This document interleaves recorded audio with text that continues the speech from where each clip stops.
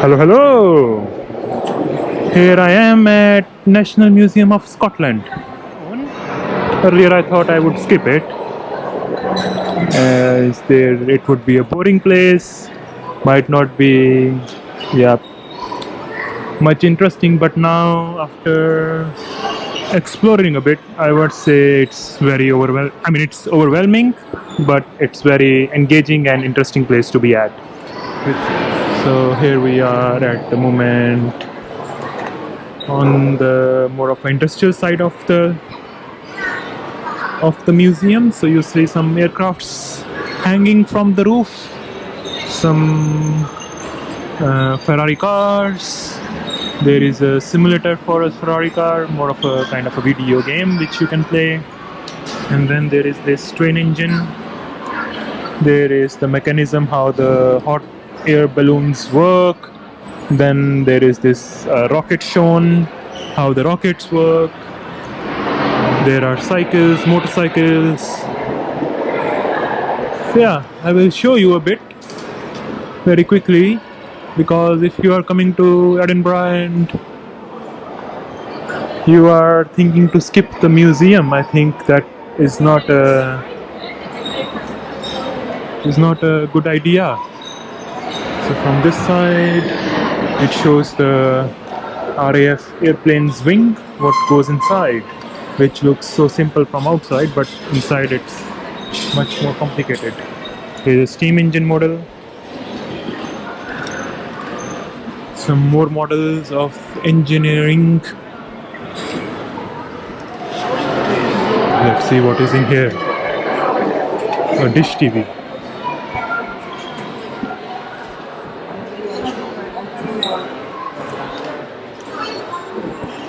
So here we are talking about, I think, communication. On this side of the museum, there is a telephone pole. If you're wondering what is in here, then there are dish antennas. There is a satellite hanging. Alright, so I think there is one very interesting thing with along all the satellite telephone things, they have preserved one more mode of communication, and that is called the pigeon. Here it is. Alright guys, so the next step is, there is this blue thing. She's gonna speak from there. Wait. She's gonna speak from there, and then we're gonna hear on this end. Okay, go on. Hello. Can you hear me? Yes, I can hear you. How are you? Not bad. How are you? Nice. You're at the museum. Cool. That's so yeah, it's fun, guys. If you are coming, it's a fun place to be at. We just make a phone call. So here we are. We have me with Elena.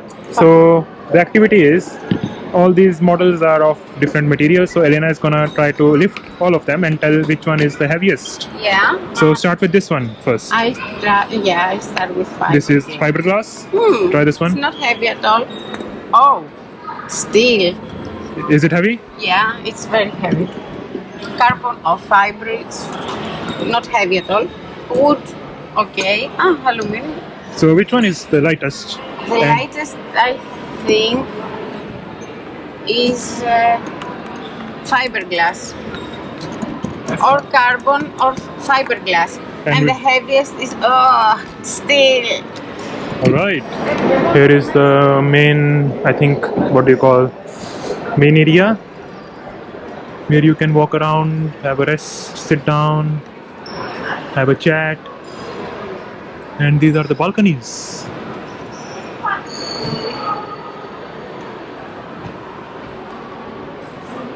There is some cafe over there. You can have a coffee or some drinks. Where are we now? Who knows? Designing for industry. Okay, some crockery things. Here we have like spoon, forks, knives, plates, teapots, cups, mugs, all that stuff. And down here we have stuff related to fashion.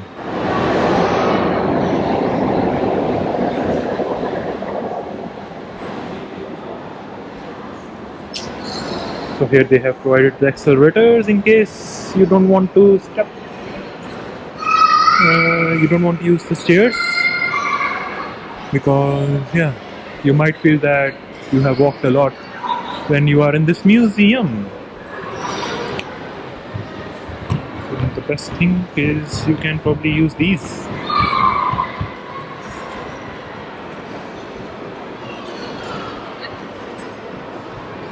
There are elevators or lifts as well, in case you want to be more lazy. Here is another section, covers the things related to the sea and terrain, some mountains, Pacific Islands. We sweat and cry salt water, so we know that the ocean is really in our blood. Wow, I love it. We are the sea, we are the ocean. With each square kilometer of land comes 130 of ocean. Alright, I like that one. We sweat and cry salt water, so we know that the ocean is really in our blood. Wow. Here we are now moving into another section, another gallery. Let's see what it has got for us. Wow. Oh, this is Ravan, looks like. Don't know what it is. It has got a number or no? Oh yeah, it is. Mask of Ravana. Indian dance battle called Chow. I am aware of Chow. Chow, Bella Chow, Bella Chow, Bella Chow, Chow, Chow.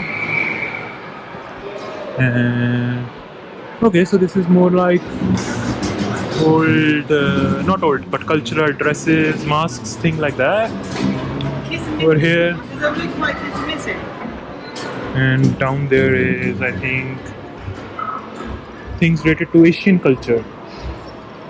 Here people are enjoying the music instrument. This massive music instrument is being played by the kids, while there are some instruments displayed on this side. Here he goes. There are some more. Right, let's step into the world of sharks, whales, and elephants, dinosaurs, giraffes. What else is there? Tigers, deers, reindeers, lions. From the world of sharks, tigers, lions, let's move into the world of our hut. Restless earth. Here they display different kinds of stones. Some more old different stones. And I don't know what this apparatus is. Let's have a read. Okay, so this is used to measure the earthquakes.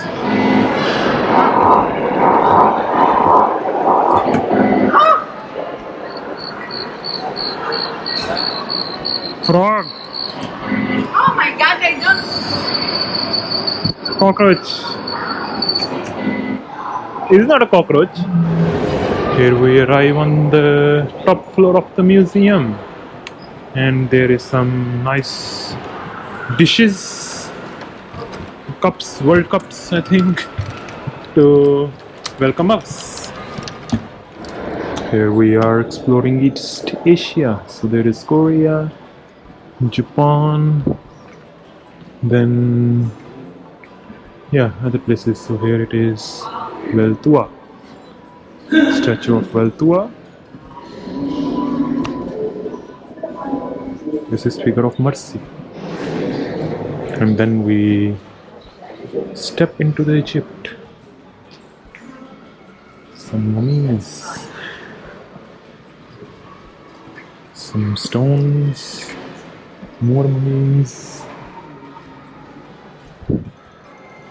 more stones. Yeah, the ancient Egypt. There are more mummies, some sculptures. Alright, time to go out, otherwise, we are trapped in this massive museum.